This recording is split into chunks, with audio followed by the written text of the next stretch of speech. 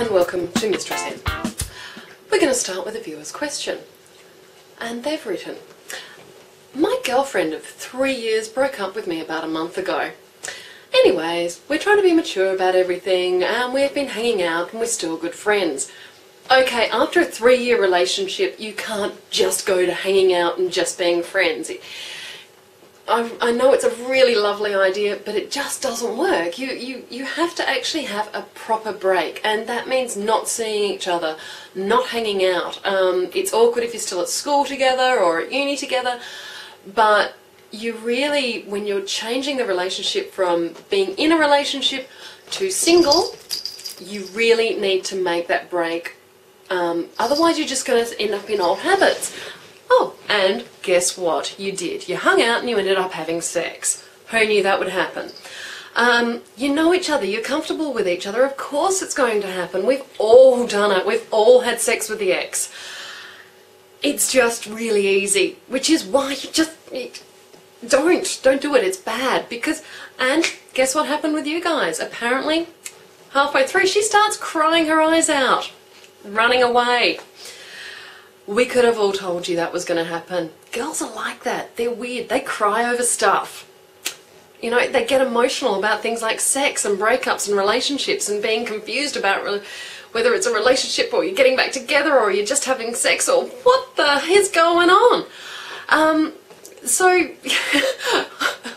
I'm sorry, I shouldn't laugh, but she left the house while you were still naked and confused. And she still wants to hang out. Now, no wonder you're confused, but she's confused too. You both are. You need to set up new definitions of what your relationship is, and at the moment, you're broken up. End of story. You don't see each other, you don't have contact, you don't hang out for 6 months until both of you have just sorted out and set up new habits and new relationship styles. No banging the ex. It's always a bad idea. Ask anyone around you. It's a bad idea.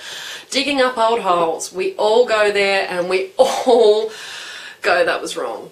For one reason or another. Either someone wants to get back with someone or someone doesn't want to, and you know, easy and comfortable, but not a good idea. So, yeah, look, don't bang your ex. Alright, that's really clear advice. I can't be clearer about that one, can I?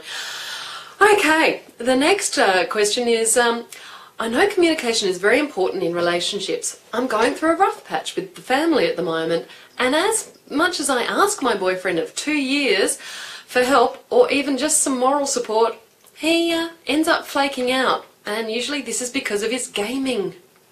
It's hard to break up with someone you love and who loves you, even though they always mess up. Do you think some time apart would benefit us at all? Yeah, absolutely. Lots of time apart, never getting back together with him.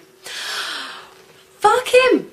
Gaming can't give you 2 years. You've been with this guy for 2 years and he can't give you moral support. Communication is important. You need to communicate to him that your needs aren't being met and that he's a wanker and he can just fuck off. Absolutely, everyone should have their own hobbies. I utterly agree with guys who have gaming habits. It's brilliant. You get all your Friday night to yourself because they're busy landing. It's brilliant.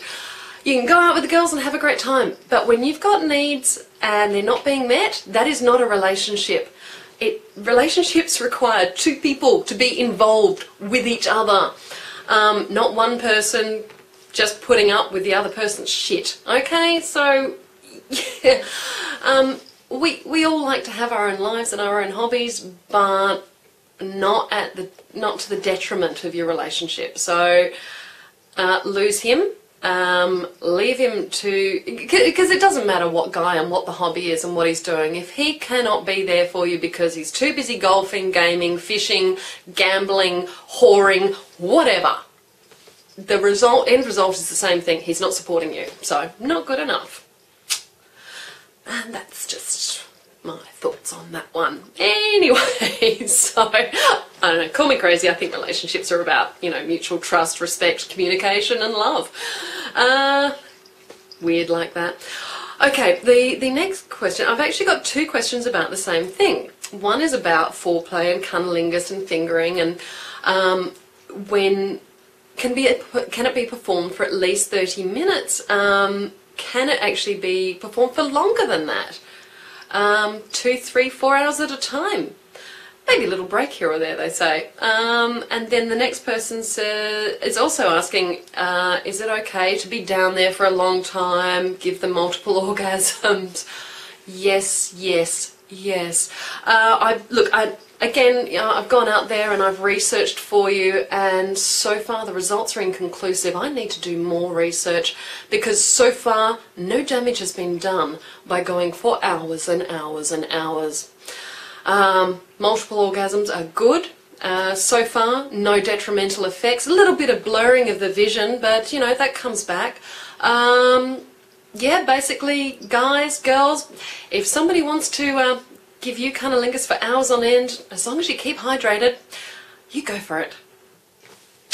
So, that's pretty much all I've got to say for this week. If anybody else wants to do research on the cunnilingus and how long you can go for thing, then go for it. Have fun out there with that one. Personally, as I say, I think I need to do some more research on that one. But so far, so good. Alright everybody, your homework as always is love yourself, touch yourself, be good to each other, and have fun. Alright, bye for now.